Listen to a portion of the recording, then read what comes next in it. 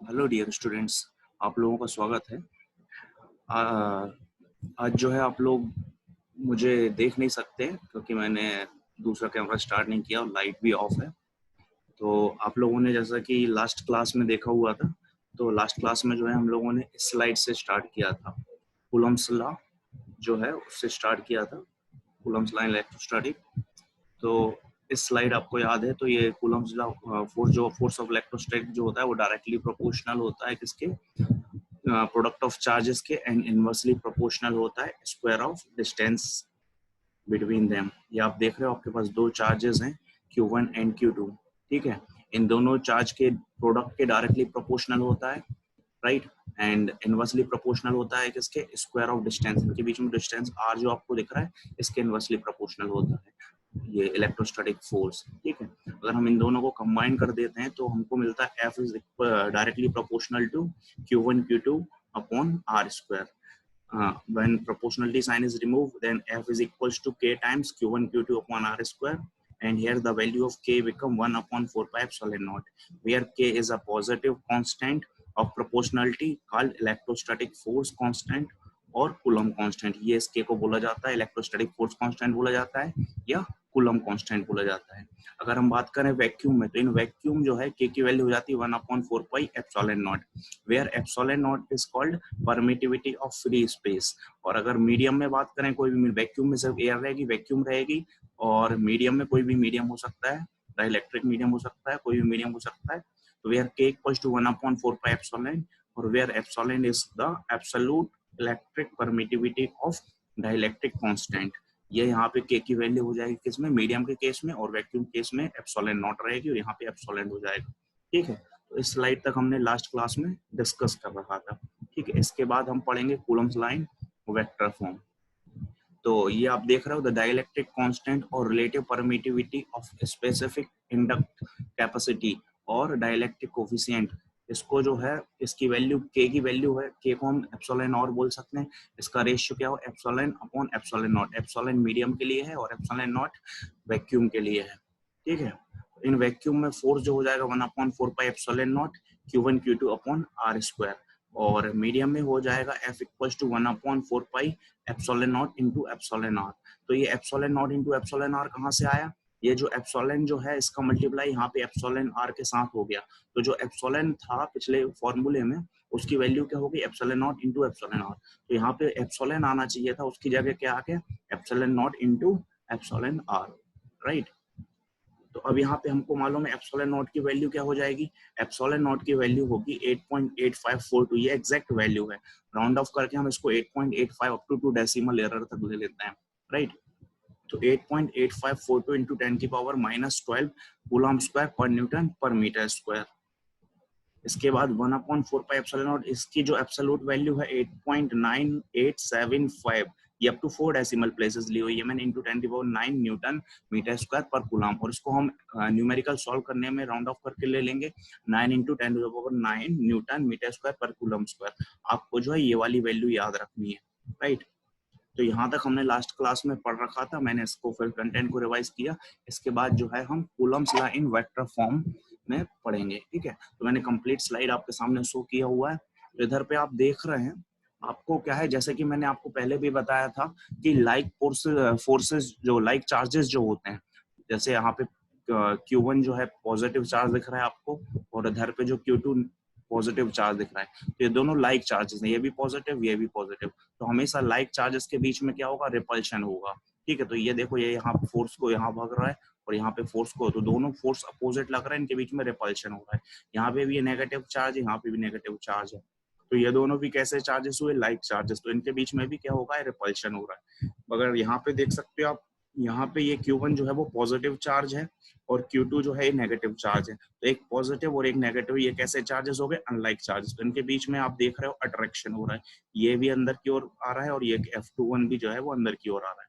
ठीक है, तो हम यहाँ पे देख रहे हैं, आप कूलम्स लाइन वेक्टर फॉर्म पढ़ रहे हो।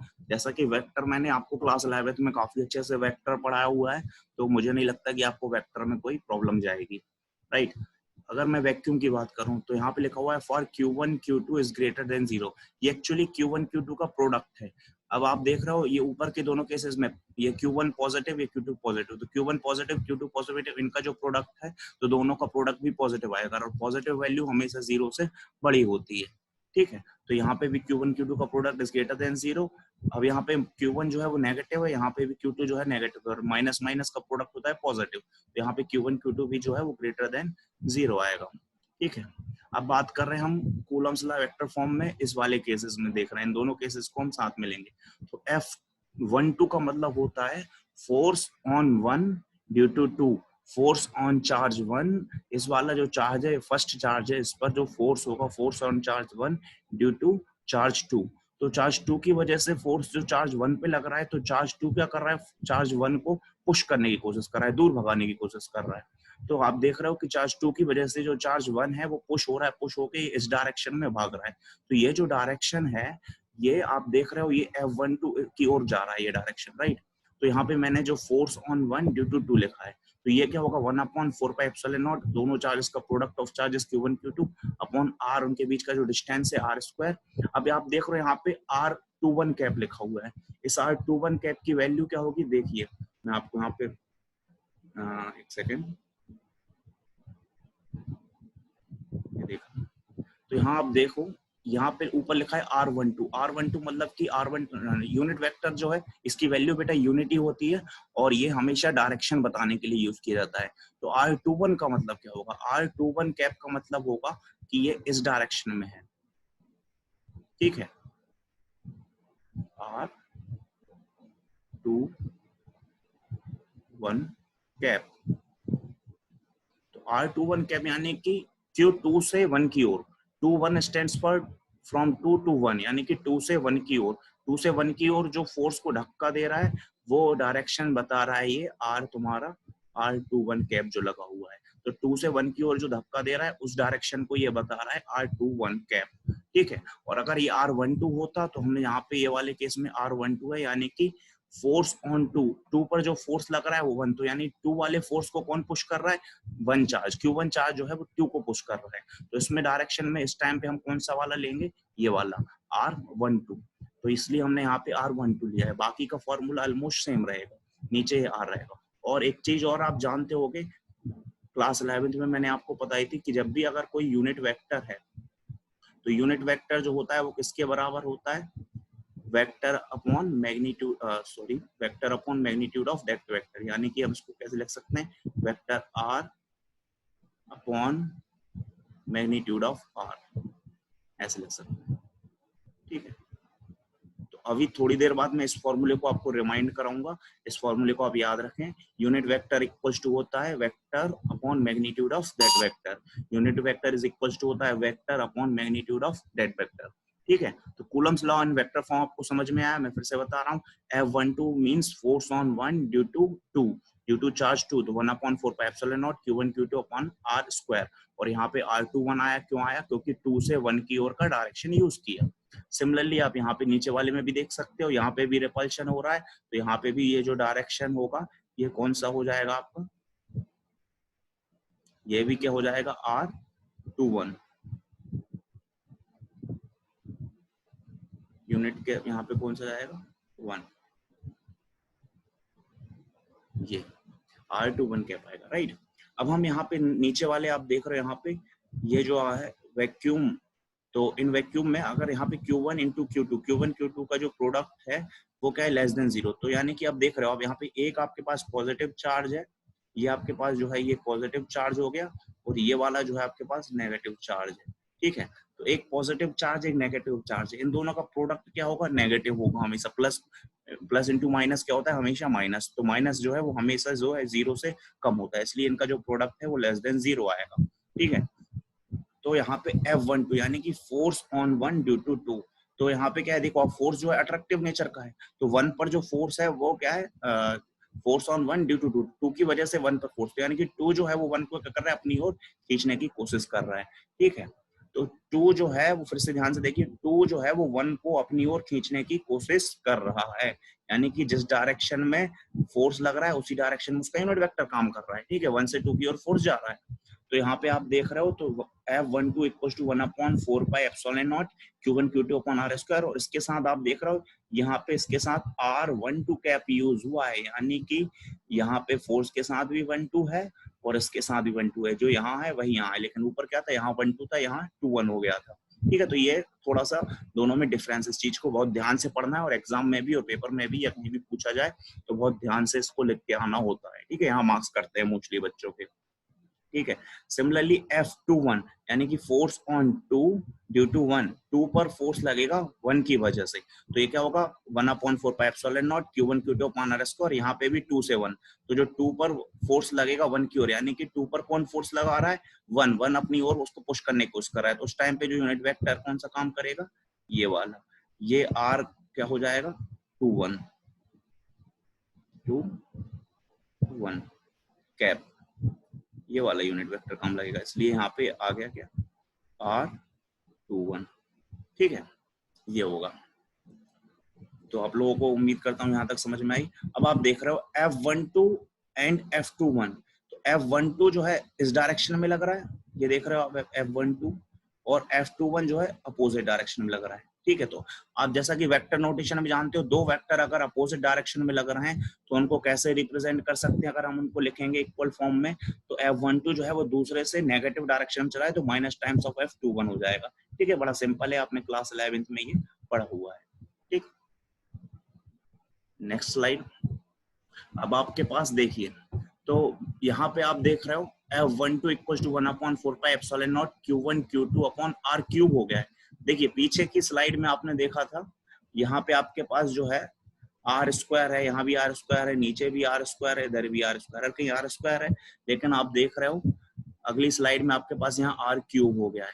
ठीक है, तो R क्यूब होने के पीछे रीजन क्या है, आप अभी देख रहे थे कि जो आपने यूनिट वेक्टर पढ़ाया मैंने आपको कि यूनिट वेक्टर इक्वल टू क्या होता है, vector upon magnitude of that vector, यानी कि ये हो गया vector divided by magnitude of that vector. तो हमने वहां पे यूनिट वेक्टर R12 और R21 पढ़े थे, उनका मतलब क्या हो गया कि वही का वही वेक्टर। तो आप देख रहे हो R12 के साथ F12 के साथ R12 वेक्टर आ गया और नीचे उसका पहुंच गया मैग्नीट्यूड, ये मैग्नीट्यूड उसका जो है नीचे पहुंच गया, और वो मैग्नीट्यूड जो R था वो नीचे ऑलरेडी स्क्वायर था, उसके साथ मल्टीप्लाई होकर उसने क्या बना लिया, R क्यूब बना लिया, इसलिए ये यहाँ पे क्यूब हो गया। ठीक है, फिर से बता रहा हूँ, यूनिट वेक्टर की जगह पे क्या आ गया, ये वेक्टर आ गया, तो ये वेक्टर की पोजीशन यहाँ यूनिट वेक्टर देख रहे हैं आप, ऊपर तीर लगा हुआ है, तीर मतलब वेक्टर होता है, और नीचे इसका मैग्नीट्यूड आया डिनोमिनेटर में, तो ये मैग्नीट्यूड जो R था उसने स्क्वायर के साथ मल्टीप्लाई करके R क्यूब बना लिया। सिमिलरली इस फॉर्मूले में भी हुआ है, राइट। अब नोट करके यहाँ पे लिखा है, तो the cube term of the distance is simply because of the vector form, ये वही वेक्टर फॉर्म जो अभी मैं बता रहा हूँ आपको, otherwise the law is inverse square law. अब ये क्यूब स्क्वायर लॉ हो गया, अब ये इनवर्स स्क्वायर लॉ कहलाएगा, राइट। अब बात आती है चार्ज में, क्या क्या यूनिट चार्ज की हम पढ़ेंगे। तो इन एसआई सिस्टम में आप चार्ज की यूनिट क्या जानते हो, कूलम। ठीक है, कूलम कैपिटल सी से डिनोट करते हैं, कूलम जो है एसआई सिस्टम की चार्ज की यूनिट होती है। और कोई पूछे कि भाई 1 कूलम कितना होता है, आपने याद हो तो हमने लास्ट क्लास में भी जब भी कोई भी चीज पढ़ी थी हमेशा 1 कूलम या उसके फर्स्ट यूनिट के बारे में हम डिस्कस करते हैं, तो यहाँ पे हम 1 कूलम पढ़ेंगे कि 1 कूलम चार्ज कितना होता है। तो 1 coulomb is that charge which when placed at rest in vacuum, अगर हम उसको कहाँ रख दें, वैक्यूम में रख दें, रेस्ट पर रख दें, at a distance, और उनके बीच में डिस्टेंस कितना होना चाहिए, एक तो हमने वैक्यूम में रखना है पहली कंडीशन, दूसरी कंडीशन उन दोनों चार्ज के बीच में डिस्टेंस क्या होना चाहिए, 1 मीटर, दोनों चार्ज एक दूसरे से 1 मीटर, यानी कि R की वैल्यू जो है नीचे R स्क्वायर था उसकी वैल्यू कितनी होनी चाहिए 1, from N equal and similar stationary charges, charge कैसे होने चाहिए, इक्वल होने चाहिए और स्टेशनरी रुके होने चाहिए, भागे ना। ठीक है, रिपेल इट, दोनों एक दूसरे को करें रिपेल करें, यानी या तो दोनों पॉजिटिव हो सकते हैं, दोनों नेगेटिव हो सकते हैं। ठीक है, तो जो फोर्स की वैल्यू निकल के आएगी वो कितनी हो जाएगी, 9 × 10⁹ न्यूटन। तो 1 कूलम चार्ज में जो फोर्स की, अगर चार्ज 1 कूलम के हैं तो जो फोर्स की वैल्यू क्या हो जाएगी, 9 × 10⁹ न्यूटन। कब, जब उन दोनों को 1 मीटर की दूरी पर दोनों चार्जेस को रखा जाए, और दोनों चार्जेस कैसे होने चाहिए, लाइक चार्ज, यानी कि बोथ आर पॉजिटिव और both are negative. In CGS electrostatic system, the unit of charge is stat coulomb or ESU of charge.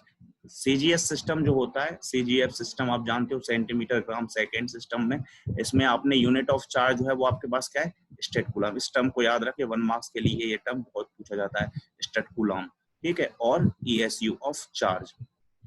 In CGS electrostatic system के कैन बी रिटन एज, के क्या था, P dielectric constant था, ठीक है। यहाँ पे हम एक कांस्टेंट यूज कर रहे हैं जिसकी वैल्यू हमने 1/4 पाई एप्सिलॉन नॉट ले लिया था। तो इन सीजीएस इलेक्ट्रोस्टैटिक सिस्टम के की वैल्यू जो हो जाएगी वो 1/k, कैपिटल के जो है, कैपिटल के क्या हो जाएगा, डाइलेक्ट्रिक कांस्टेंट, डाइलेक्ट्रिक कांस्टेंट, ठीक है। और वैक्यूम में कैपिटल के की वैल्यू होती है 1, तो एफ की जो वैल्यू हो जाएगी वो क्या हो जाएगी, क्योंकि के की वैल्यू हो गई 1, तो ये 1/4 पाई एप्सिलॉन नॉट वाला ये टर्म, उस पूरे टर्म की वैल्यू हो गई 1, ठीक है। तो ये हो जाएगा F equal to Q1 Q2 upon R square. अब मान लीजिए कि अगर हमने दोनों ही चार्ज, जो Q1 Q2 इन दोनों को क्या कर लिया, Q ले लिया, और उसकी वैल्यू भी हमने यहाँ पे क्या है, ±1 ले ली। एक तो इन दोनों को इक्वल लिया है और इनकी वैल्यू ±1 ले ली, और इनके बीच में R जो है वो भी कितना, हमने 1 सेंटीमीटर। सीजीएस सिस्टम में इसलिए हमने सेंटीमीटर लिया, अगर एमकेएस सिस्टम में होता तो हम इसको मीटर लेते, तो 1 सेंटीमीटर ले लिया। तो इसकी वैल्यू जो है, जो एफ हो जाएगा, एफ को हम बोलेंगे फिर 1 डाइन। सीजीएस सिस्टम में जो एफ हो जाएगा 1 डाइन हो जाएगा, ठीक है। तो इसकी वैल्यू क्या हो जाएगी, 1 डाइन, राइट। और यहाँ पे इसकी फोर्स की वैल्यू क्या हो गई थी, 9 × 10⁻⁹ न्यूटन। तो ये जो हो गई तुम्हारी एमकेएस सिस्टम में, यानी कि एसआई सिस्टम में, और सीजीएस सिस्टम में ये हो जाएगी, ठीक है। In CGS electromagnetic system the unit of charges, एक और यूनिट चार्ज की होती है, उसको एबी कूलम बोला जाता है, और ईएमयू ऑफ चार्ज बोला जाता है, ठीक है। एक और यूनिट होती है सीजीएस सिस्टम में, उसको एबी कूलम बोला जाता है, और unit of EMU of charge बोला जाता है, ठीक है। नेक्स्ट स्लाइड में देखिए। तो यहाँ पे ये जो आप देख रहे हैं, ये पहली लाइन जो है आप काट दे, ये इसमें गलत आ गई है। एक्चुअली क्या है, 1 EMU ऑफ चार्ज जो है वो C stands for speed of light, तो ESU नहीं होती है, 100 C होता है, यहाँ पे सिर्फ C लिखा हुआ है इसलिए मैंने इसको काट दिया, दिस इज 100 C, ठीक है। तो 1 UM ऑफ चार्ज, C की वैल्यू कितनी होती है, 3 × 10⁸, ठीक है। तो 1 EMU ऑफ चार्ज, इसको आप काट ही दीजिए तो वो ज्यादा बेटर है, इसको आप, ठीक है, इसको मैंने आपकी स्लाइड से हटा दिया है, ठीक है। नेक्स्ट टाइम इसको एडिट कर दूंगा। तो 1 EMU of charge equal to 3 × 10⁸ ESU of charge, 3 × 10⁸ ESU of charge. ये कुछ यूनिट्स हैं, आपको रैंडम है, इनको आपको याद ही रखना पड़ेगा, ठीक है। तो 1 EMU ऑफ चार्ज जो है वो कितना है, 3 × 10⁸ ESU ऑफ चार्ज। और 1 कूलम ऑफ चार्ज जो है वो कितना होगा, 3 × 10⁹ स्टेट कूलम। इसको भी याद रखना, ये भी एग्जाम में बहुत पूछा जाता है कि 1 coulomb of charge is equal to how many statcoulomb of charge, ठीक है। और 1 abcoulomb of charge equal to होता है कितना, 10 कूलम। तो ये भी आपको याद रखने हैं, 1 abcoulomb of charge equal to होता है 10 कूलम, ठीक है। तो ये कुछ यूनिट हैं, ये आपको 1 मार्क्स के क्वेश्चन में कवर हो जाएंगी, तो ये आपके पास जो है इंपॉर्टेंट है, ठीक है। डबल टिक मार दिया, मतलब ये इंपॉर्टेंट है, ये पूछी जाती है। फिर वर्ड आता है रिलेटिव परमिटिविटी। अभी हमने जो एप्सिलॉन आर पढ़ा हुआ था वो रिलेटिव परमिटिविटी था, या उसको हम डाइलेक्ट्रिक कांस्टेंट भी बोल सकते हैं, स्पेसिफिक इंडक्टिव कैपेसिटी भी बोल सकते हैं, डाइलेक्ट्रिक कोफिशिएंट भी बोल सकते हैं। ये अलग अलग नाम है, किसी भी नाम से आपसे पूछा जा सकता है, ठीक है। और लगा हुआ है बीच में, आप समझ पा रहे हैं। तो डाइलेक्ट्रिक कांस्टेंट और रिलेटिव परमिटिविटी और स्पेसिफिक इंडक्टिव कैपेसिटी और dielectric coefficient is given by the, ये कैसे डिफाइन किया जाता है, is given by the ratio of what, ratio of absolute permittivity of medium and free space. यानी कि जो के और एप्सिलॉन आर है, ये क्या है, रेशियो ऑफ एप्सिलॉन, यानी कि ये तुम्हारा किसका हो गया, मीडियम का upon free space epsilon not. तो के आर जो है ये किसका है, एप्सिलॉन अपॉन एप्सिलॉन आर का रेशियो है, ठीक है। और this is also the ratio of FV, FV stands for electrostatic force in vacuum upon electrostatic force in medium, ठीक है। तो यहाँ पे आप देख रहे हो, यहाँ मीडियम ऊपर था, यहाँ पे मीडियम फोर्स के कारण मीडियम नीचे हो गया, और यहाँ पे वैक्यूम के लिए एप्सिलॉन नॉट ऊपर था, और यहाँ पे वैक्यूम का फोर्स जो है वो नीचे आ गया, ठीक है। क्यों, क्योंकि एप्सिलॉन और फोर्स जो है इनवर्स रेशियो में प्रोपोर्शनल है, ठीक है। तो dielectric constant has no unit, तो यहाँ पे एप्सिलॉन आर हो गया एप्सिलॉन अपॉन एप्सिलॉन नॉट, और यहाँ पे एप्सिलॉन आर हो गया F V upon F M. FV stands for electromotive force in vacuum, electrostatic force in vacuum, and FS stands for electrostatic force in medium. अब आप यहाँ पे नेक्स्ट टॉपिक देख रहे हैं continuous charge distribution.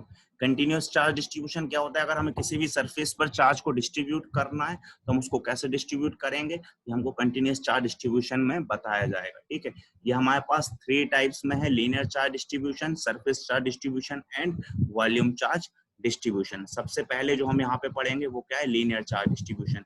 Linear charge distribution इसको denote किया जाता है लैम्डा से। ठीक है, it is a charge distribution over a straight, ये स्ट्रेट लाइन पर हो सकता है, स्ट्रेट लाइन जैसे कि ये स्ट्रेट लाइन आपको दिखाई हुई है, स्ट्रेट लाइन पर हम लीनियर चार्ज डिस्ट्रीब्यूशन पढ़ सकते हैं। ओवर अ सर्कमफ्रेंस, किसी सर्कल की सर्कमफ्रेंस पर भी पढ़ सकते हैं। और एज ऑफ क्यूब, कोई भी क्यूब तो आप जानते ही हैं, क्यूब की एज के ऊपर भी अगर डिस्ट्रीब्यूशन है चार्ज का तो हम उस पर भी हम लीनियर चार्ज डिस्ट्रीब्यूशन का ही फॉर्मूला लगाएंगे। then the distribution is called linear charge distribution। अगर स्ट्रेट लाइन पर है, सर्कमफ्रेंस पर है और एज ऑफ क्यूब पर है तो हम चार्ज डिस्ट्रीब्यूशन को कौन सा चार्ज डिस्ट्रीब्यूशन बोलेंगे? Linear charge distribution. Linear charge density is the charge पर यूनिट लेंथ। ये क्या है? लीनियर चार्ज डिस्ट्रीब्यूशन जो क्या है वो चार्ज पर यूनिट लेंथ। इसकी एसआई यूनिट क्या होती है? Coulomb per metre. देख रहे हैं आप, C stands for coulomb, M stands for metre, SI unit is coulomb per metre. तो लैम्डा से जो इसको डिनोट किया है कि लैम्डा इक्वल्स टू क्या होता है? Q, Q stands for charge, तो इसकी यूनिट क्या थी? कूलम, यहाँ आ गया। और एल स्टैंड्स फॉर लेंथ, इसकी यूनिट क्या थी? मीटर, ये यहाँ आ गया। तो lambda stands for what? Linear charge density. तो लीनियर चार्ज डेंसिटी क्या है? It is the ratio of charge पर unit length, it is the ratio of charge पर यूनिट लेंथ। ठीक है, ये बहुत इंपॉर्टेंट टॉपिक है।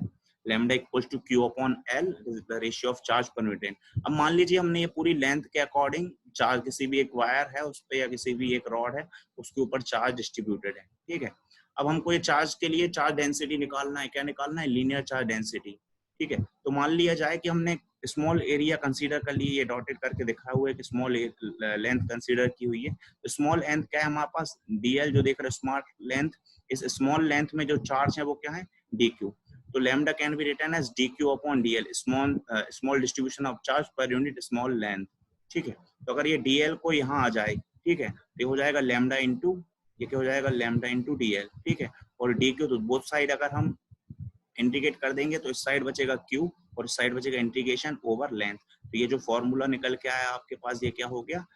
Charge q equals to integration over length lambda dl। ठीक है, ये total charge over length l आ गया। तो ये कम, तो अगर हमने स्मॉल पोर्शन के लिए कंसीडर किया और इंटीग्रेट कर दिया तो पूरी लेंथ के अकॉर्डिंग हमने चार्ज फाइंड आउट कर लिया। इंटीग्रेट करना, इंटीग्रेशन मतलब होता है सम अप करना फिजिक्स की लैंग्वेज में। ठीक है, तो q equals to integration over length, L stands for over length, lambda D L. तो हमने टोटल लेंथ पर हम चार्ज निकालेंगे। इसी तरीके से अगर हमारे पास सर्कमफ्रेंस होता तो भी हम उसमें इंटीग्रेशन, तो यहाँ पे डीएल की जगह आ जाता है 2πr, और अगर क्यूब हो जाता तो यहाँ पे हम डीएल की जगह क्यूब का सर्कमफ्रेंस लेते।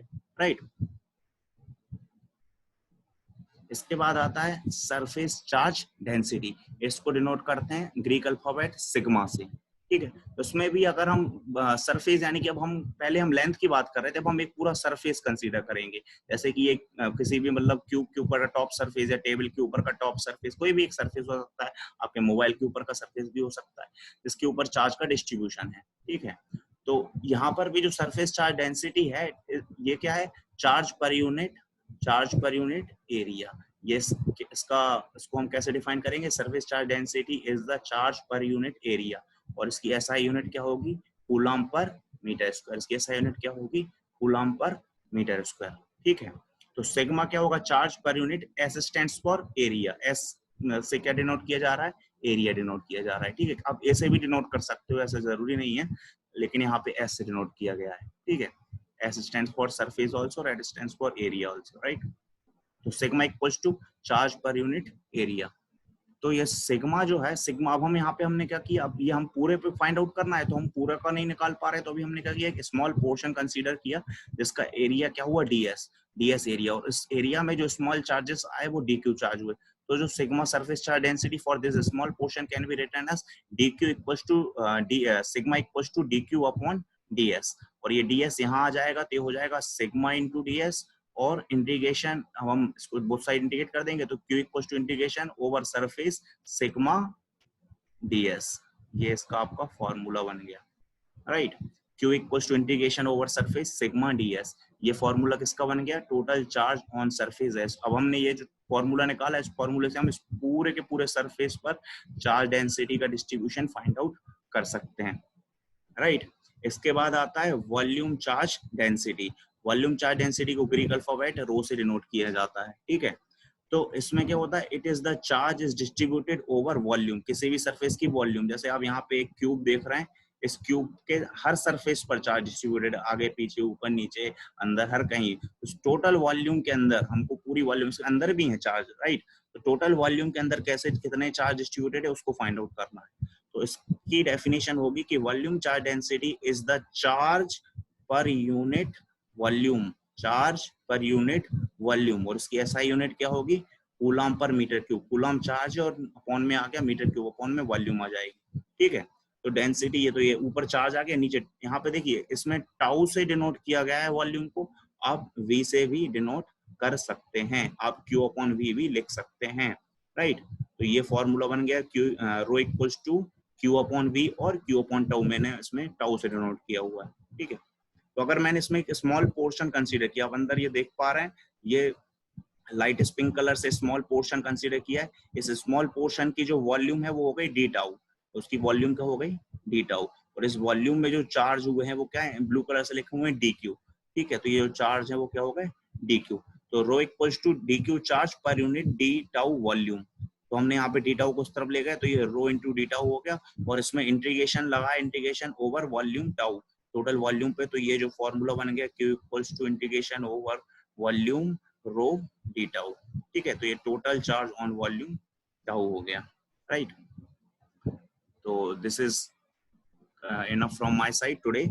आज हमने Coulomb's law in vector form complete किया है, और linear charge, surface charge and volume charge density complete किया है। Rest of the topic will be discuss in the next class. Thank you.